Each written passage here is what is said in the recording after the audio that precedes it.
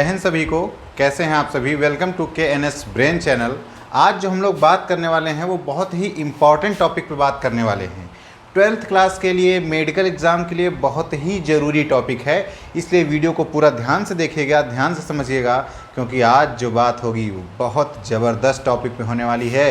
और जो टॉपिक है वो है क्रोमोसोमल डिसऑर्डर, यानी गुणसूत्री त्रुटियाँ। क्या होता है क्रोमोसोमल डिसऑर्डर, इस पर बात होगी, बहुत ज़रूरी है। इस पर कई बार एग्जाम में क्वेश्चंस भी पूछे गए हैं, नीट में भी पूछे गए हैं, मेडिकल में भी पूछे गए हैं।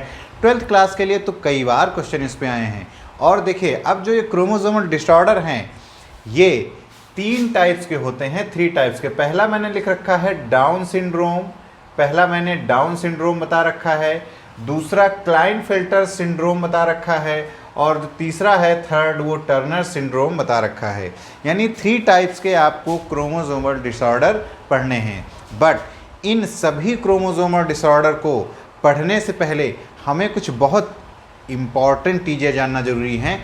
ये टॉपिक आज जो वीडियो में बना रहा हूँ ये आपको इन्हीं इम्पॉर्टेंट टॉपिक पर वीडियो हैं। इसके बाद जो आपको नेक्स्ट वीडियो मिलेगी वो अलग अलग सिंड्रोम्स पर वीडियो मिलेगी। तो इसलिए जब भी आप सिंड्रोम की वीडियो देखेगा उससे पहले ये वीडियो ज़रूर देख लीजिएगा, तभी आपके चीज़ें सारी आसानी से समझ में आएंगी। क्योंकि इस वीडियो में मैं बात करूँगा कि किस वजह से ये सारे सिंड्रोम्स डेवलप होते हैं, चाहे डाउन सिंड्रोम हो, चाहे क्लाइनफिल्टर सिंड्रोम हो, और चाहे टर्नर सिंड्रोम हो। किस वजह से ये सारे सिंड्रोम डेवलप होते हैं इस पर बात होगी। तो किस वजह से होते हैं वो सारी चीज़ें मैंने यहाँ पे डिस्क्राइब कर रखी है। तो देखिए, कुछ टर्म्स और कंडीशंस पढ़नी है कि ये जो सिंड्रोम्स डेवलप होंगे या तो एन्यूपोलाइडी के कारण डेवलप होंगे या पॉलीपोलाइडी के कारण डेवलप होंगे। अब ये एन्यूपोलाइडी, पॉलीपोलाइडी क्या होता है इसको आज ध्यान से समझेंगे। नेक्स्ट लेक्चर जो हमारा होगा वो अलग अलग इन टॉपिक्स पर होगा। तो आज जो हम लोग बात करेंगे एन्यूपोलाइडी की, तो एन्यूपोलाइडी में क्या होता है, देखिए, जब सेल डिवीज़न हो रहा होता है तो सेल डिवीज़न के समय क्या होता है, क्रोमोसोम्स एक दूसरे से अलग होते हैं, और अलग होने के बाद यानी जब अलग होते हैं तो उनमें पार्ट्स का इंटरचेंज होता है सेल डिवीज़न के समय। सेल डिवीज़न आप पढ़ चुके हैं। तो जब ये क्रोमोसोम अलग होते हैं और अलग होकर के डिफरेंट सेल्स में जाते हैं, बट समटाइम्स क्या होता है कि ये जो क्रोमोसोम है अलग नहीं हो पाते हैं और नंबर ऑफ क्रोमोसोम का लॉस या गेन हो जाता है। यानी किसी में एक क्रोमोसोम एक्स्ट्रा चला जाता है और किसी में एक क्रोमोसोम एक्स्ट्रा नहीं जाता है, यानी एक क्रोमोसोम कम हो जाता है।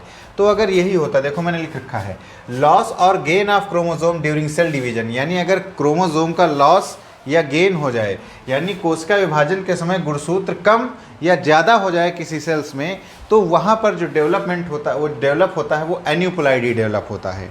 अब हम लोग बात करेंगे पॉलीपोलाइडी क्या होता है।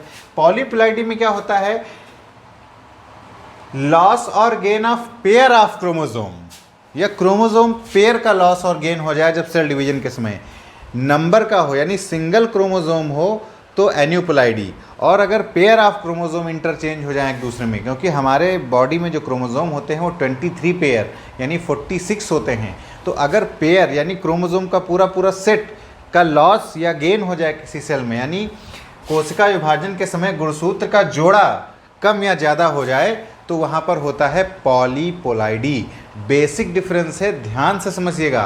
क्रोमोसोम सिंगल अगर लॉस और गेन कर रहा है तो एन्यूपोलाइडी, और अगर वो पेयर में लॉस और गेन कर रहा है तो पॉलीपोलाइडी। चलिए अब हम लोग बात कर लें, जो पॉलीपोलाइडी होता है वो 2 टाइप्स का होता है। कितने टाइप्स का? 2 टाइप्स का होता है, मोनोसोमी एंड ट्राइसोमी। हिंदी में भी यही बोलते हैं, मोनोसोमी एंड ट्राइसोमी।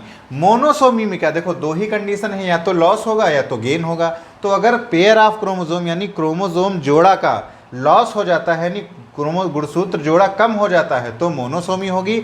और अगर gain of pair of chromosome होता है यानी गुणसूत्र जोड़ा बढ़ जाता है तो ट्राइसोमी होगी। दोनों में डिफरेंस आसानी समझ गए।